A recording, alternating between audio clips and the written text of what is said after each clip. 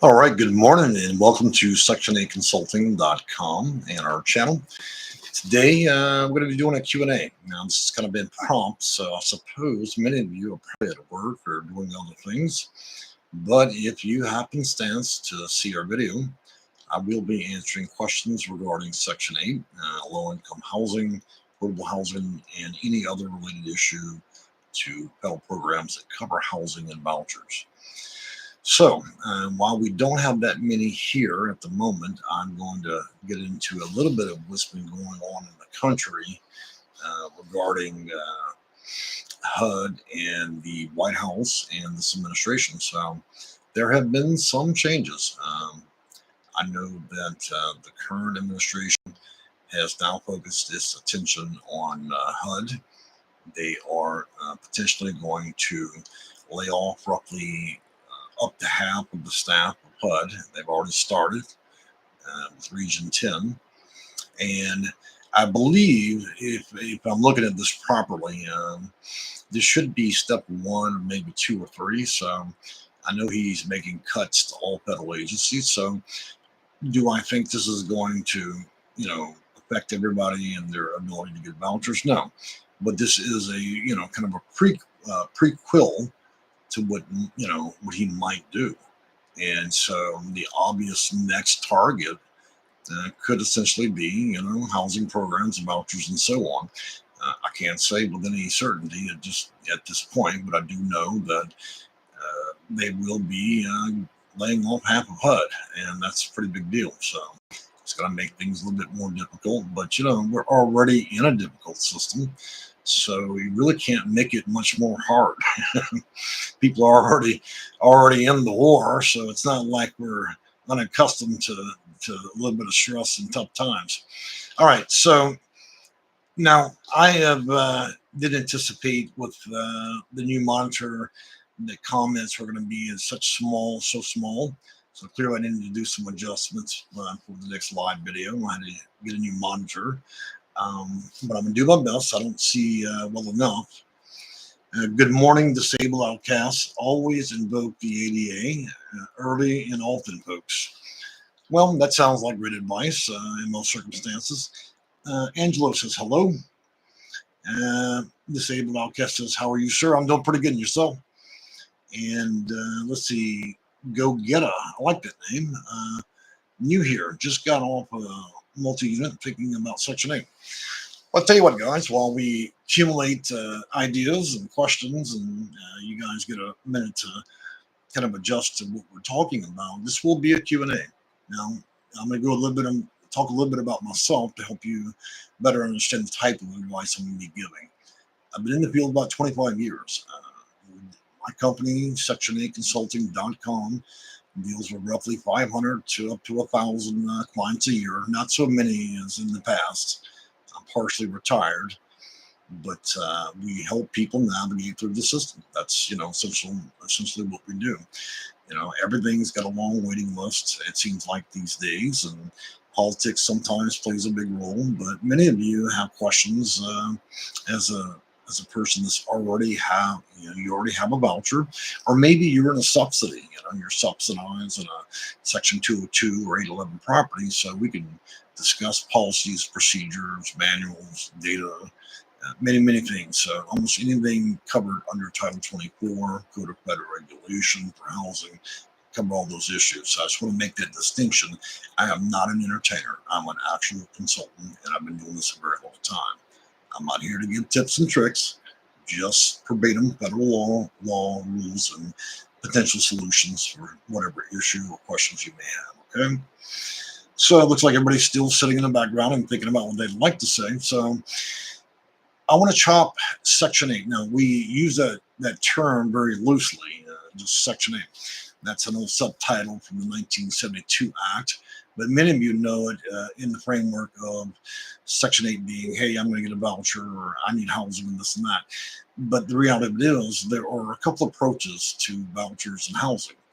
The first is you're addressing a housing authority, and then housing authority has the option to grant you a mainstream voucher, Okay. The second option is if they own some of the properties in town, they can offer you project-based housing. So there's two options there.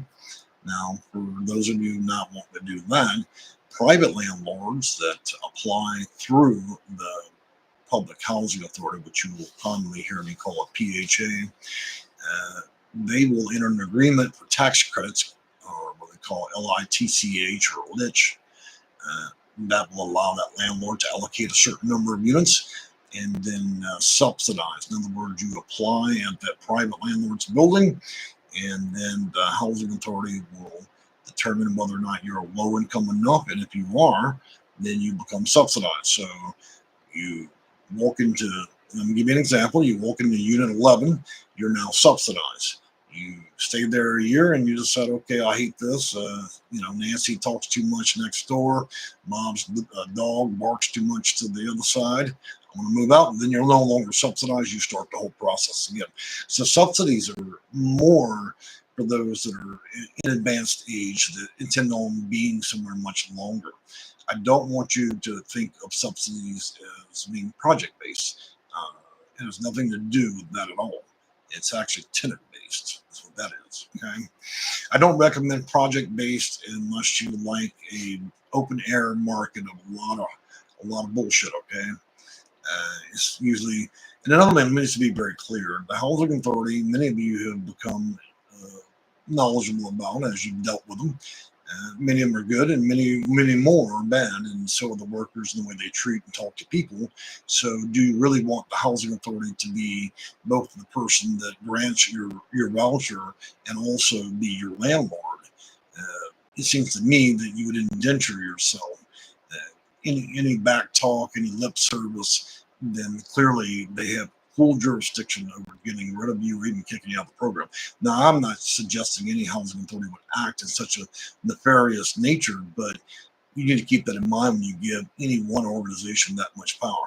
So, for all of you out there, subsidies is a potential solution in advanced age. Receiving a mainstream voucher is a good idea. Project-based, not so much. Okay. Now, when you leave and exit that arena, there's first two curtains. Curtain number 3, then we get into program funding for those that may be homeless or imminently homeless or under imminent threat and other things. Those programs are put under what they call continuum of care programs, and they offer a volley of around 3 to 4 different types of vouchers, including rapid rehousing for those that have had an incident in life and it's brought them down, and they'll be able to recover and then eventually not need that voucher anymore. So it's a short-term voucher that covers a nominal amount of rent over a short period of time. Then you have permanent supportive housing for those that may suffer from mental or physical issues that require more wraparound resources, or you have mental health issues that require a little bit more assistance, then permanent supportive housing might be a better option for you through that program. And then you move into what they call emergency housing voucher. Now, there's a lot to be said about that, and there are at current 2 or 3 different types. There were pandemic level ones, which were funded by the government. And let me tell you, those were hard fought for.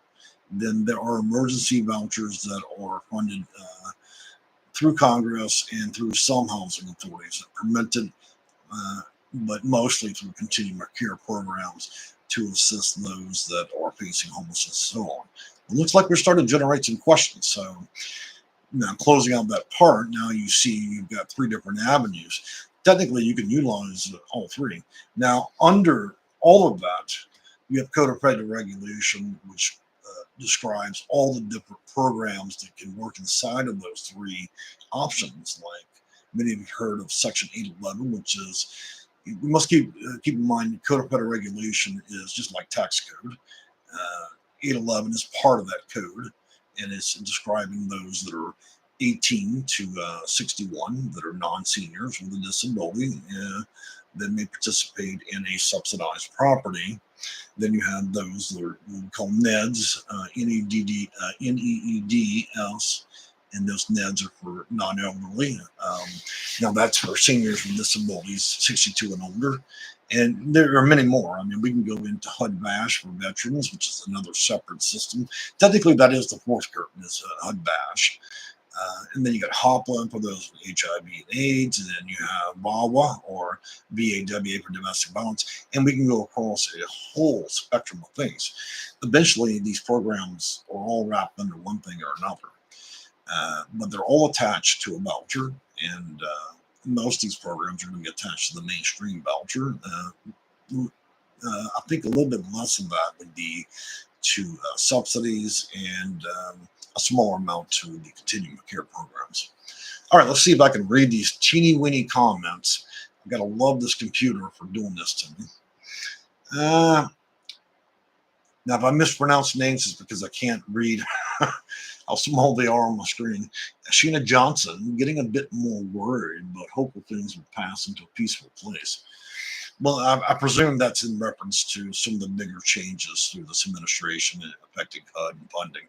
I mean, in this system, we all need to be prepared for change. Whether you're dealing with Mr. Trump or another administration, we must at all times be prepared to deal with adversity. Okay, and many of you are already, like I said, you guys have been in this war zone already. You're pursuing something that's difficult, and you're navigating a system where people aren't always very respectful and nice to you, and it's not always clear what you should be doing or the best way to do it. I'm trying to give some clarity to that. So many of you are already prepared to kind of deal with that. And you're better prepared than most to be able to handle some shaking and the rattling of the stick from the White House. All right. Moving on from there. Well, I got to say, I believe this is, I'm going to say Mr. and Mrs. or Mr. or Mrs. Wingard. How does a housing choice voucher work? Well, rather than getting all the fine details, let me just give you the most important part. If you receive that voucher, what will happen is the housing authority will cover 70% of the rent, and you will pay 30% of all monies you receive, your income. Now they're going to set a cap on that. They're not going to pay 70% of you living in a 20 bedroom mansion. And I shouldn't have to say that, but some of my clients some people can be quite imaginative. So they'll set a standard of how much you're allowed to spend, how many bedrooms you're going to get. And with those two things in mind, 70% is covered by the PHA and 30% of your income. Now, how does that actually change? Well, it can change if your income, as it gets higher and higher and closer to the limit, and you may find that voucher is worth less and less and less, and it covers less and less rent. And many of you may not know this, but they categorize what they call extreme low income, and then moderate income. And as you approach the top tier, you're going to find these vouchers a lot less effective. But for most of you who are probably on fixed incomes, and you're receiving widow benefits and things like that, so you're not going to reach that upper echelon that would make this not so useful to you. All right, so that's fundamentally how it works, and then you go out and seek a property that will accept that, and you should expect a lot of adversity with that. A lot of people won't want it to accept the voucher for a whole lot of different reasons, but mostly because of what happened in the 80s and then 70s. There was a lot of news agencies that decided they wanted to participate in prejudicial behavior, and so it's left the vouchers and Section 8 with a stigma that really it should not have. It's not possible to have that many people be so bad, that's what the news does. It exploits the way we view the world if you allow it. Moving on from there, Peachy 13, I like that name. Question is it one-time lump sum payment considered income? Well, I got to tell you, what is considered income and what is considered a financial instrument and what is an investment, all those things are very much different, okay? In most cases, when you're receiving a settlement or a lump sum, if I'm assuming from an attorney or some other way, in most of those cases, that will not be counted as income, okay, in most. The best way to know is either attempt to reach out and see if the housing authority will answer the phone or even tell you the truth. If not, I would have you reach out to my office so we can quickly look through federal rules and see what the circumstances would be.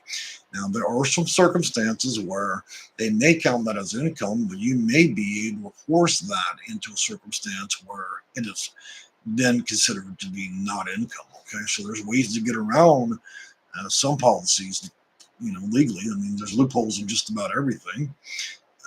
So I would say just reach out to my office if you can't get the answer you're looking for. But in most circumstances, it generally lump sum payments are not considered income. Pinterest. Hi, thank you for offering your knowledge. May I ask about absorbing? Well, let's give context to that word absorbing. So, really, what this person is asking about is portability and moves. And that you can find in your HUD handbook. That's roughly around a 211-page manual. But the billing and absorbing means we're going to give an example. I'm living in the state of Florida. I have the intention of porting to New York. Okay. Now, that receiving housing authority in New York, where you're going, has the option to bill or absorb. Now, I can tell you in virtually almost all cases, they're going to send a bill back to Florida the first year, okay, to see what's going to happen with you. And then usually what happens in almost all circumstances, again, is after 1 year passes, they will absorb you after that. Not so many housing authorities is just going to allow you to port to their new area, and move there, and then automatically just absorb you, okay? Because that means you'd be chipping into their money, okay? So it's easier for them to send a bill back. So that's the simple concept of what that really is, okay? Now, for more strict policies and rules of how that works all together, portability and moves, billing and absorbing, requirements and eligibility for that, we probably want to reach out to my office so we can get you the proper information. Or at no cost, you can call the housing authority and see whether or not Bob or Sally will have a decent day and talk to you like a human. All right, Pinterest goes on to say, I have a voucher, but HA won't send it to another HA unless they have a new HA will absorb. Okay, so let me tell you how I'm going to interpret this, and I want you to take it at face value. That housing authority knows damn well that nobody's going to absorb that voucher to start, okay? That's just their way of brushing you off. You have some rights available to you, okay? That's not something I can get into in this video. But there's a way you can challenge this and fight it. And again, like I said, I'm not going to get into that. I would advise just reaching out to my office if you want to get this done, okay? They cannot set a material standard for anybody to have to accept just absorbing and without good cause. And two, it seems to me you really do need to understand the material process of billing, absorbing, and portability moves a lot better than you do, because you will always be at the mercy of any housing authority you deal with when you don't know. All right, so moving on from there, Christina, well, we'll just call you Christina. Any word on HUD cuts? Well, let me give you some briefing here, but I fully intend on actually, I already made one video that's going to be coming out Thursday, pre-record. So what we know now is Mr. Trump and his administration has directed their attention directly at HUD, and they're going to lay off half of all the employees for HUD itself. Now, I believe that's step one. I believe he probably will swing back around, and he's probably going to make some rather big changes in terms of billions to programs. I don't know which ones they're going to be. So I would advise nobody panic or think a stand in the world until we actually see what's going to happen. From what I can see, in the way that Mr. Trump and his administration has dealt with all federal agencies, he's cutting the fat. Anything that's there, that's fluff, that's not useful, that isn't serving a direct purpose, he's just going to cut it. And so, but I don't know. I mean, I don't know how he views HUD. But I'm going to tell you something interesting about Mr. Trump and his father.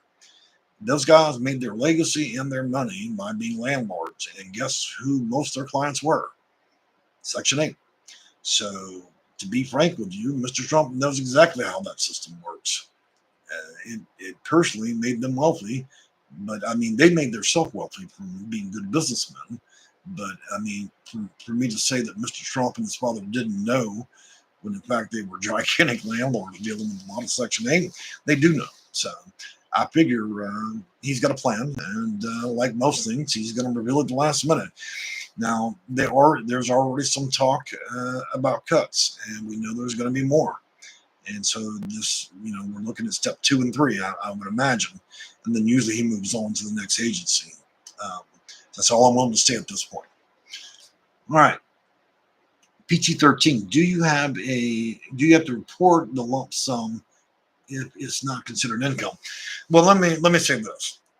You need to really establish whether or not uh, this is considered income before you consider saying anything. Okay, never underestimate the level of depravity and ignorance of a person making $6 an hour working as a caseworker in a housing authority that hates the phone every time it rings. Half of them have only been there 30 to 60 days when they quit, which means they haven't read one policy or procedure. I've got on the phone with caseworkers and housing authority personnel, verbatim federal law, and they actually pretended as if those laws didn't even exist. That is the level of ignorance and stupidity you can sometimes run into through the system. So it would be in your best interest to figure out first what you have there in terms of federal policy related to lump sum. And I can only give you my opinion until I know exactly what it is in terms of the type of lump sum it is. Otherwise, I'm just speculating here and could potentially give you bad advice. Okay. And I say a lot. So if that bothers you, please do say something ugly back, or maybe leave a nasty chat message. I enjoy keeping it spicy, Go Get a. I'm from Chicago. Is Section 8 program for homeowner laws and regs the same across the board? Oh, absolutely not. I mean, the intent of Code of Federal Regulation, policies, and procedures are all built off of what federal rules require. But I mean, every housing authority has the option through their policies and procedures to design the rules and regulations locally to match the community. So, to be frank with you, the experience you had in one housing authority is very much different from another. That's why my job's so annoying, because you have to have multiple ways of viewing the system. You have to understand the federal guidelines or standards, but every housing authority can change it to match it as long as they don't violate the rules itself. So I know that's a broad stroke answer, but that's the best what I can give you with so little information. All right, Angela, is it customary for a housing authority to partner with developers and city builders elect? Yes, it is. Actually, I've had many circumstances in my early career where I dealt with very, very large landlords, investment groups where we were dealing with 500 or 1,000 units at a time, investments that reach upwards of 100 million. And I can tell you that partnering with PHAs and other nonprofits is a material way to meet your occupancy, and it's also an established way to, put your foot into city politics, because I know we negotiated a few deals where we were able to get city government and so on involved. And so with all these different parties, you're able to negotiate better deals, and sometimes you get better options as well. Now, as to what each and every circumstance may call for, who knows? It depends on how good your skill to negotiate is. But to answer your question broadly, yes, that is a very common practice among almost every circumstance that involves PHAs and other organizations. All right, Silver Fox, good morning. Glad to see you again live. Well, thank you. Yeah, it's been a while. As you get older, you have more health problems. It seems like I've always got something going wrong with me. So it's always a new reason to not make a video, but I'm trying to work on that. Samuel, or Mr. or Mrs. Samuel, I don't know. Will the HUD Bash program be affected with all the cuts? Well, I can tell you one thing. Since HUD Bash is directly connected materially to our military and veterans, it is highly unlikely that any president would cross that line. Now, there may be some cuts, but they're not going to be as severe as others. That's just like when those that want to utilize HUD Bash as a veteran are given a little bit better material options than they would just if they weren't a veteran. So that works kind of vice versa. So, yes, Christina Gannon, I believe. Oh, I loved your spicy video about North Korea. Look, I've said if you guys go back in time far enough, you'll catch me in profanity laced videos, sharing my despise of people, housing authorities that have gone insolvent, stole the money. Look, it's my videos are either spicy or bland. Today's a bland one. Next time we run into an issue that hits a hot spot with me, I'll probably go off the deep end and sound like some crazy person from the bayou out in South Louisiana. But today I'm showing very good decorum, at least for now. All right, so moving on from there. Kayla, do landlords have a right to ask for 3 times the rent per income? Well, you have to think about this fairly. It's their property. They will determine in most circumstances their policies. Now, clearly, it doesn't benefit them if they ask for too much. And I know why you're asking that, because a lot of landlords say they accept vouchers, but let me tell you really how what your thought process is probably right about this, but so is why they're doing that. So, what if somebody wanted to show that they were participating and wanted to, act like they were going to, participate and allow Section 8 people with a voucher to come there and not violate the law, right? Well, the easiest way to do that is to set up other rules which would make it impossible for the person to qualify. Now, I don't know that that's the circumstance there, but often when I see landlords do that, raise the bar that high, what they're looking for is a person with a voucher, but they're looking for that 1% to move in. In other words, they'll let you make it only if you have that, extremely high or large Social Security check. There are people that have really big Social Security checks, 3,000 or more and stuff like that. Now, and again, I don't know that that's your case with that, but yes, they're permitted to ask 3 times. I mean, I remember when it used to be 2 times and 2.5. So there's no law against that really that I can think of. I'm gonna sit here and let my lips dry out again. And I swear to God, I'm gonna buy some chapstick. All right, so Christina goes, well, I'm just gonna call you Cece because I can't read the other part. I haven't watched you in a while. I've had many health issues. Well, I'm sorry to hear that, man. I hope that you're doing good, or at least getting better. And financially, things keep getting worse. Well, I'm definitely sorry to hear that. I'm on disability since 18 and in a wheelchair for 3 years. And I see a couple of bings and bops there. And then you want to say I get a voucher faster or easier. Well, when we talk about vouchers faster and easier, that almost seems counterproductive to what the whole system is, which is slow and uneasy.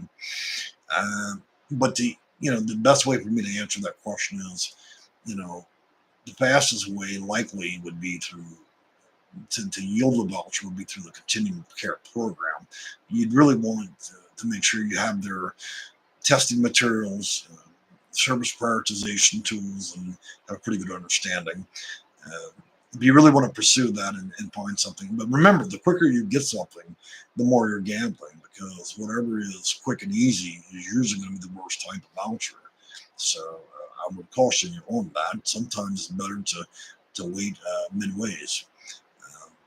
Well, I here's what I'm going to tell you. Continuum of care program might be an option depending on your case. I definitely say reach out to my office. I mean, we can present all options to you and see what the potential is for you. But a lot of people do languish with this. I've been fortunate as a really good consultant to be able to kind of expedite through knowledge and wisdom, getting vouchers and helping clients get through that system. All right, so moving on from there, Kayla, yes, thank you so much for answering. Pinterest says thank you for answering my question.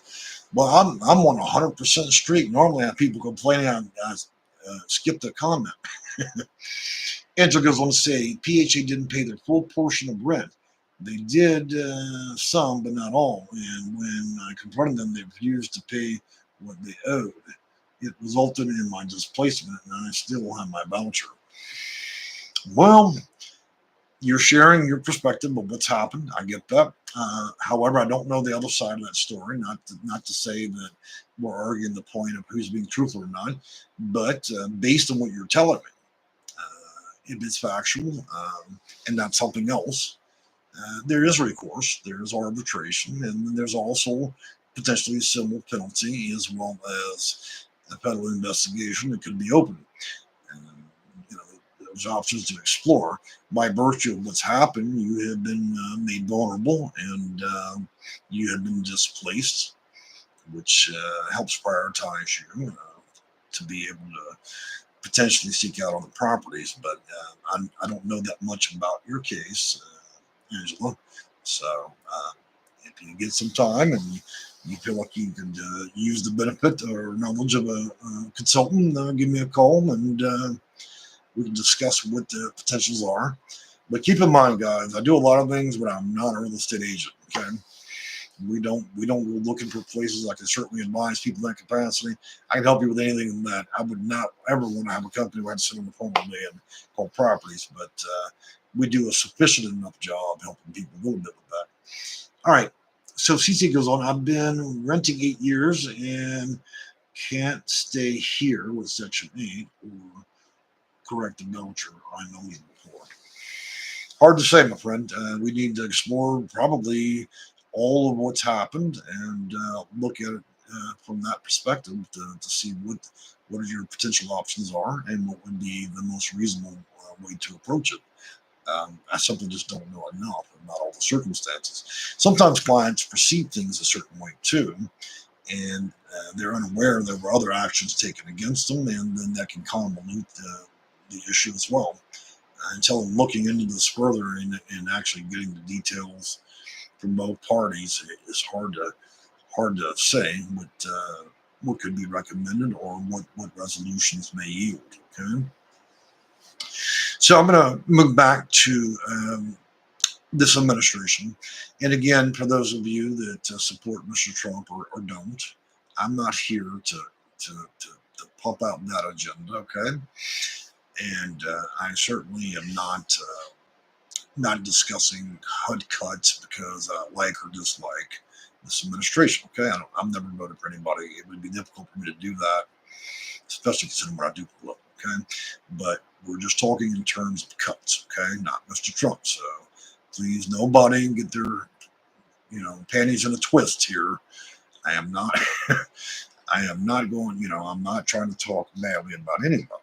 Okay, but so we have the late, people being laid off, but there is going to be a round of actual cuts to funding, and we don't know the totality of that just yet. I think we're going to know within the next week. Okay, look, guys, be very cautious with news agencies. It's not like the '80s anymore, where people just were naturally honest and wrote, honest news stories. Today, it's all about getting people's attention and every time I read a story about people dying, they call it a death toll. Everything's just going to be pumped up into something so much more than what it is. So I advise everybody to take caution in how much you believe and how much you partake in the news, because after all, they report that stuff to make money. And some of you guys are too trusting, and it's going to affect you, especially those of you that have mental health, struggle with mental health issues.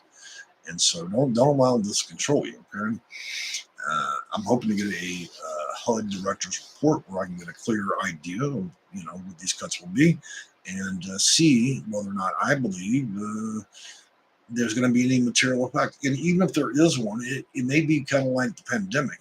Everybody thought, well, everybody's going to be evicted and there's going to be this big tidal wave. Well, it wasn't that. It actually took a couple of years, and it ended up, the tidal wave was never a tidal wave. It was a very slow moving wave that kind of took everybody out, right? So it was kind of a long lasting, slow moving wave. It wasn't very tall. So I would imagine the effect of any of this stuff will not have an immediate effect, and if it does, it's going to be slow moving. Okay, but again, out of all American presidents that I have ever known and ever read about, there is one man that's a mover and a shaker, and that is Mr. Trump. And so, if he decides to make a very decisive action, there could be some tidal waves. I don't know. We'll see. Okay. Um, all right. To be honest with you, Section 8 and HUD and the program itself, it's a rotten cake. It's been iced over for 80 years. The core is rotten. I wish somebody could dismantle it, and actually remake it, or at very least cut all the other stuff out and just give people vouchers and cut all the other nonsense out. I'd be glad when they get rid of housing authorities, because a lot of the stress and anguish that people go through and duress because of the actions of people that housing authorities and its employees further victimizing people that are already vulnerable. And so I wish they could find a way to exclude housing authorities from the picture altogether, or let it be regulated by federal employees that have master's degrees and understand what it means to, have decorum and treat people with dignity and respect. And again, I want to suggest not every housing authority in America is operated badly or poorly, but I mean, we did watch in the past 2 years, 7 different housing authorities were insolvent because they stole all the money. Many more have been indicted, had their doors stormed, and everybody arrested. And so it doesn't leave a lot of faith, does it? And if they're your only material source of knowledge or wisdom or navigating the system, then you're kind of in trouble because you're depending on people that don't want to talk to you. All right. I'm trying to roll back here and see the last comment. If I skip you incidentally, please forgive me. Bertha Guerrero, is there anything I can do regarding my housing program and disability?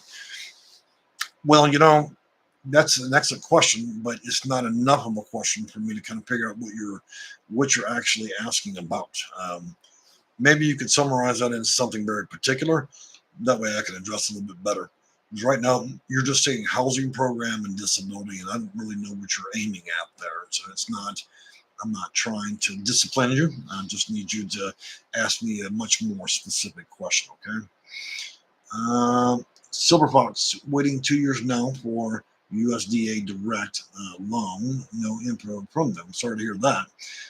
CC, I can stay in the house. My landlord does Section 8. Well, that's excellent news. That'll work out for you. Bertha Guerrero, I was in a housing program where my mental disability was not noted in my file by my caseworker, and I was let go from the program and back to homeless. To be frank with you, even if it had been noted, it doesn't mean that people are going to materially act in your best interest. Ms. Guerrero, you have to keep a defensive position. Look, even when people have a job to do certain things that you don't know them personally. Housing authority and their employees are notorious for targeting people, becoming prejudicial. You never know who you're dealing with or who they are as a person. I know how that could be a little bit unsettling for you because you're struggling, and maybe you don't always have control of how things go emotionally, and it leaves you in a vulnerable spot. So I don't think that there's no hope for you.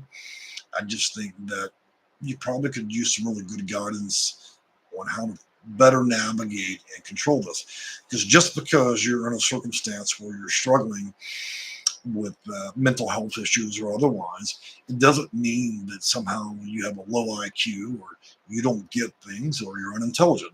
I believe that some of the most brilliant minds out there struggle with mental health. I think that you probably need a better perspective on rules and policies so you can kind of help avert these situations, because you do not ever really want to depend on the housing authority to exclude you on the sole basis that you have a pass that would allow you to act or behave or otherwise in any manner, and that there be no consequence to that. Now, I'm just presuming that because I don't know the whole circumstance, but I think, maybe you should give my office a call there might be a potential way to figure out a more amicable way to approach the whole circumstance for you, empower you, educate you, and maybe get you in a more appropriate program and get things set up a little bit better so you have some defense, and not get kicked out like that again. Look, housing authority employees, just like my office, also get treated badly and talked to badly, and they have a very low tolerance for bullshit. I gotta be honest, I'm the same way. I terminated several people last week because it went from me giving them expert advice and trying to save a drowning person to them treating me like I was a Amazon representative, where they could simply talk to me like I was a piece of trash on Third Street, and I had to set them straight. There are people that just don't, they just don't get it. They'll treat anybody badly if given an opportunity. They're like a snake in the grass. All right, moving on from that. Angela, you think it's possible without PHAs? I would love to explore that. I think it's perfectly possible. We're a country founded on many things, but one thing we do too well is make too many damn rules. And over time, we've tried. I think people needing vouchers is the dragon. Everybody that wants that voucher, you're chasing the dragon. And the problem with it is the housing HUD and policymakers wanted more and more, as more and more people found ways to do bad shit, they created more and more rules. Eventually, so much so that we lost the framework, we convoluted it. The easiest way, in my opinion, the most logical way to cut all the other bullshit out of these programs, okay, is simply give people the money to go pay the rent. If they cannot prove to you the first month that you give them that money and they can't prove they went and paid that money for rent, then they're excluded from the program for a lifetime, right? And so then you get rid of almost all this other stuff. But it's our need to want to control people from every aspect, make them accountable, teach them a lesson, hold their hand like a 3-year-old. We've turned this into this, and look at all the people involved. We have HUD, we have all these people. Everybody's got their fucking hand in a cookie jar. Everybody's making money, right? So 80% of all the money that's ever pushed up by Congress is burned up by housing authorities, their employees, HUD, investigators, all this other shit they do. How much of this actually ever reaches being a voucher? I would say cut all that trash. It's simple. You give somebody money to go pay the rent. Once they have money, then then the stigma's gone. So nobody's going to be worried about whether or not you're Section 8 or not. You're Section 8 money. Nobody's going to know where that money came from. And either they spend it and prove they spent it for rent or not. We can cut all these other people out. We can triple the budget now, serve 3 times as many people, and get rid of all these fucking people, forms and questionnaires and all this other shit we go through. Now I understand there are some complexities to that. I mean, obviously you can't do it for everything in the system. I get that. But let's be honest, we built this monster. I mean, everybody's got their hand in the cookie jar. We're lucky to even give out a voucher. There's so many people involved in trying to control this. They should call it not Section 8. They should call it Control 8. I mean, to me, look, if I could work a little less and just give people the fucking money and they either go spend it on the rent or not, that seems to me is a solution. If you go and you put it in your crack pipe, okay, that's fine. One up for you. I hope you had a great time with that. Whatever. After that, you get nothing else. Why do we need to add 38,000 layers to all this shit? There's no need to control grown people. If they're going to make a bad decision, they're going to do it anyways. They don't need you to sit there and watch them like it's a pageant and you're giving them a score. This is too much. And involving private entities that pay people the lowest amount of income is you're asking the employee, you're hiring people already pissed off and bitter about life to manage people that are already victims. I mean, how does it make any sense? It's like the nuts running the madhouse. None of the shit makes any sense to me. I can say that now that I'm at the end of my career, but I mean, looking at this, I mean, what have we done with this? I mean, we spend trillions in the military. We have fine tuned that baby real well. This is just a stepchild that nobody wants to do shit about. It's a rotten cake to the core. And I got to tell you, I mean, even if Donald Trump can stab it and chop it in half, I'd be all for it. If we could just, cut all these programs, just give us the vouchers, give people what they need. Stop with all the nonsense. We don't need to revitalize the park. We don't need to have sensitivity lessons and all this other shit. People just need a voucher for housing. They don't need a lesson. Okay. They don't need a gold star and a cookie. I'm sorry. See, I knew eventually my button would get pushed and there it goes. It just seems all this is so senseless, but for now, we'll go on, and then eventually, at some point in time and reality, the system will fail so miserably that they'll have no choice to overhaul it, and then we will probably finally, after 100 years, simply get people to receive money, and then they manage their own shit, and then everybody goes on with their life, right? That'd be the thing. We figured that out with Social Security. That's why we mailed the check to them. You know, seems so simple, doesn't it? All right, Silver Fox. Inspection is only make sure everything works out and will pass. Well, I believe you're referring to HQI, or Housing Quality Inspection. And so that HQI is a determination of classifications of property, the rent standard. Since the person inspecting the property usually just got their certificate out the bubblegum machine, and they're not the same kind of inspector you get when you buy a house. You can expect they will articulate all the dumb shit in the house, like whether or not the light switch works, if the fan blades are bent. You won't see them identify much to do with plumbing or electricity because they don't know anything. Why am I being so overtly rude? I guess antagonistic when I'm referring to that is because I don't understand why we're sending somebody that serves cheeseburgers at noon to be the caseworker and then also the inspector that don't know jack shit about a property in with a checklist.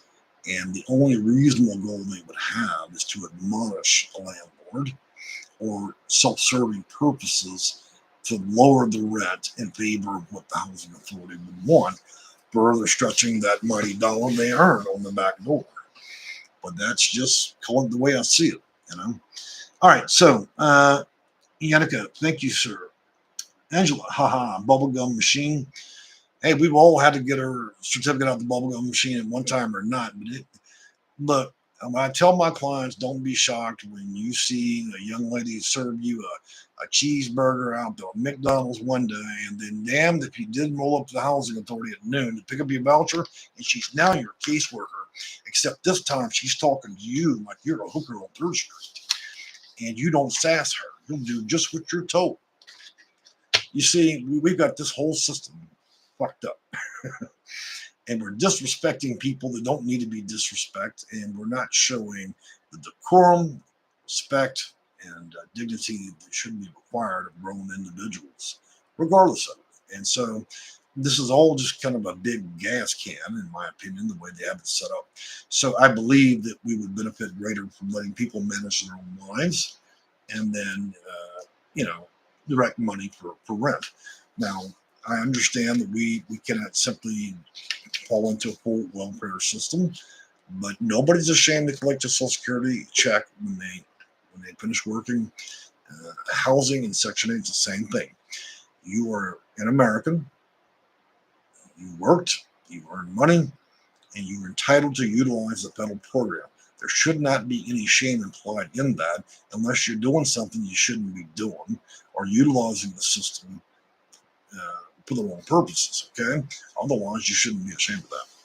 So I'm sharing both professional and private opinions, mostly because I'm a little bit tired this morning.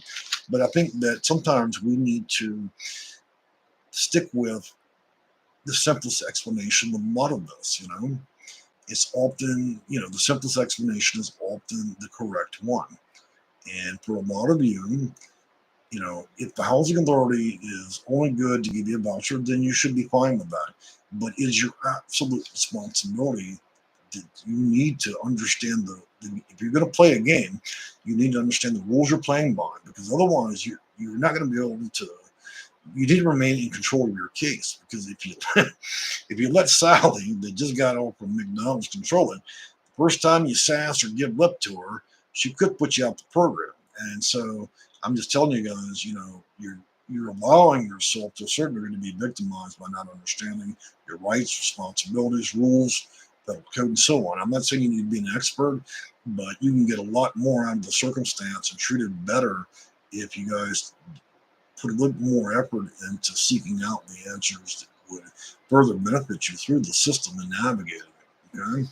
Part of what I offer as a consultant.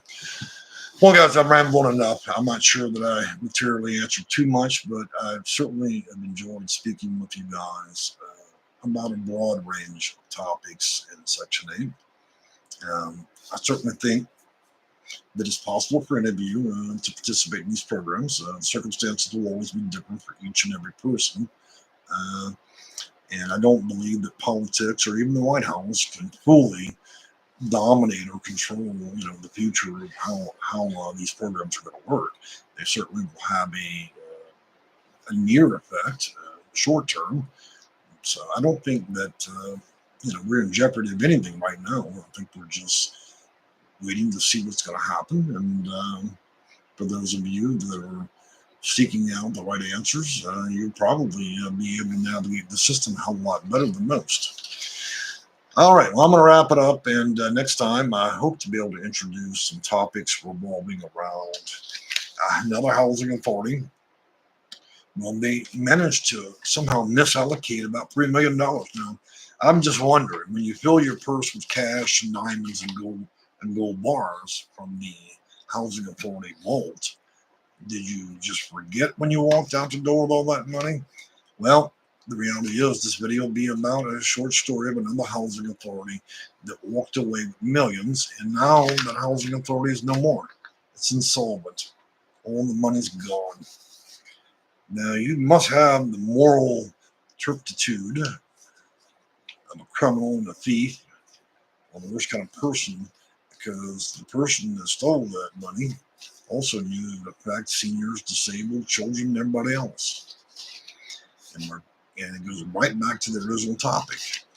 Your actions have serious consequences, and making a whole housing authority insolvent like that, it's not about the money, man. It's about the people that you just roasted their life. All those people with vouchers. You destroyed people that have already been destroyed. You further victimized somebody that's already on edge.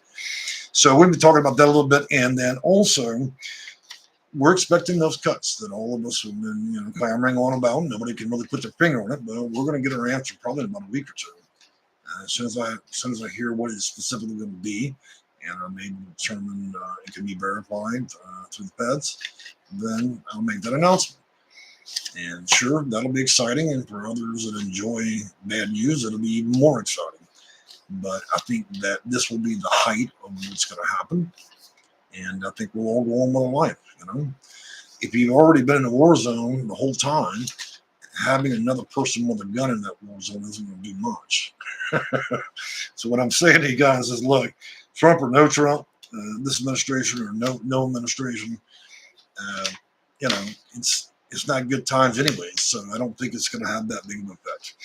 All right, guys, this will be my third and last time to say it. But I hope you all enjoy your day. I enjoy talking with you, and we'll see you again for these two videos here and another. All right, bye-bye for now.